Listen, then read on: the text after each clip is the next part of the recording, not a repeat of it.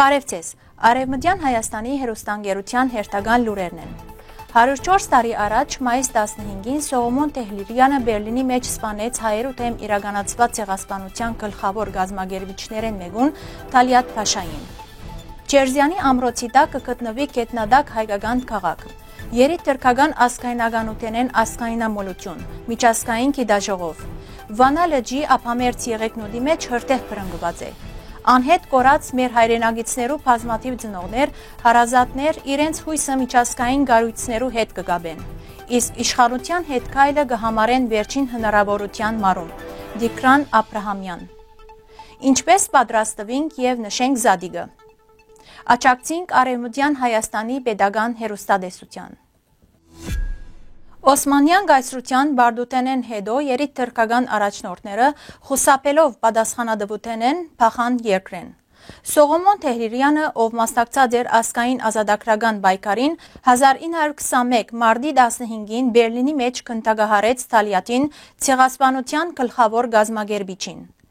Դատավարության ընթացքին անբնտեց, որ գործերը միայն վրեժ է դրդված։ 1921 հունիսի 3-ին գերմանական դատարանը անոր արդարացուց։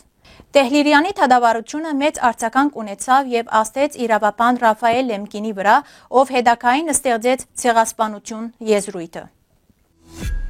Դիկրանագերդի Չերեզավանի ամրոցը կատարվող բեղումներու ընթացքին հնակետները հայտնաբերել են հսկայական գետնադակ քաղաք։ Բեղումներու խումբի ղեկավարի խոսքով ամրոցի տեսանելի հատվածը միայն մեկ մասն է, իսկ գլխավոր բնակավայրը կգտնվի ստորերկյա տարածքին մեջ։ Հնակետները բեղումներու ընթացքին բացահայտած են բարիսպներու մնացորդներ, եկեղեցի, բնակարաններ, հացահատիկի եւ զենքի բահեսներ, ժայռապոր տամբարաններ, չրադարներ եւ 400 մարդու համար նախատեսված աբաստարան։ Հազարավոր կդածոները կվկայեն, որ տարածքը եղած է զարգացած քաղաքային կենտրոն։ Լուսավորության գործիքները, հագուստի ասեղները, ռազմական սարքավորումները, նույնիսկ երաժշտական գործիքները կփաստեն, որ սա ոչ միայն ռազմական հնագետ էր, այլ մշակութային եւ ընկերային կենտրոն։ Պատմական փաստերը կվկայեն, որ այս տարածքը հայկական լեռնաշխարհի անբաժանելի մասն է։ Թուրքիո իշխանությունները դարիներ շարունակ կխեղաթյուրեն պատմական ճշմարտությունը հայկական մշակութային ժառանգությունը ներկայացնելով որպես իրենցը։ Սակայն բեղումները եւս մեկ անգամ կաբացուցեն, որ գտնված բոլոր հուշարձանները, դաջարները, ամրոցները եւ արվեստի ստեղծագործությունները հայկական են, եւ այս հողը հայկական լեռնաշխարհի պատմական մասն է։ Մարտի 15-ին հայերու դեմ իրականացված ցեղասպանության թանգարան համալսարանին մեջ մեկնարկեց երիտ թրքական ազգայնականության դեմ նացիզմ։ Հայերու դեմ իրականացված ցեղասպանությունը վերաբերածները դիմադրության շարժման առաջնակցին խորակրով միջազգային գիտաժողովը։ Քննարկումներու ընթացքին մասնակիցները ներկայացուցին նոր փաստեր եւ վերլուծություններ, որոնք կխորացնեն գիտական պատկերացումները ոչ միայն երիտ թրքական եւ ազգայնականության գաղափարախոսություններու միջև արգա գաբերու, այլ ցեղասպանությունը վերաբերածներու հետագա պայքարի մասին։ Հատկապես կարևորվեցավ այն փաստը, որ շատ հայեր, որոնց ընտանիքները ոչնչացվել էին Օսմանյան գայսրության ժամանակ, հետագային դարբեր երկրներու մեջ միացան հակաֆաշիստական շարժումներուն, պայքարելով բռնապետության եւ ռասայական խտրականության դեմ։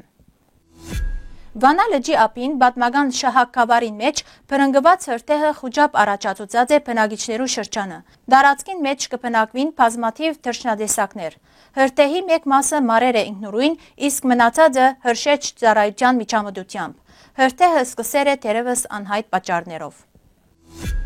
Արցախի հանրապետության նախագահի նախկին խորհրդական Դիկրան Աբրահամյանի ֆեյսբուքյան գրառումը։ Խաղաղության պայմանագրի շրջանակներուն մեջ միջազգային ադյաններեն երկկողմ հայցերու յետ կանչելու հանգամանքը թեև քննարկվեցավ ադրբեջանական հերթական նախապայմանը կատարելու հատվածին մեջ, սակայն ասոր դակ բացի քաղաքական բաղադրիչեն մարդկային ճակատագրերու խնդիր կա։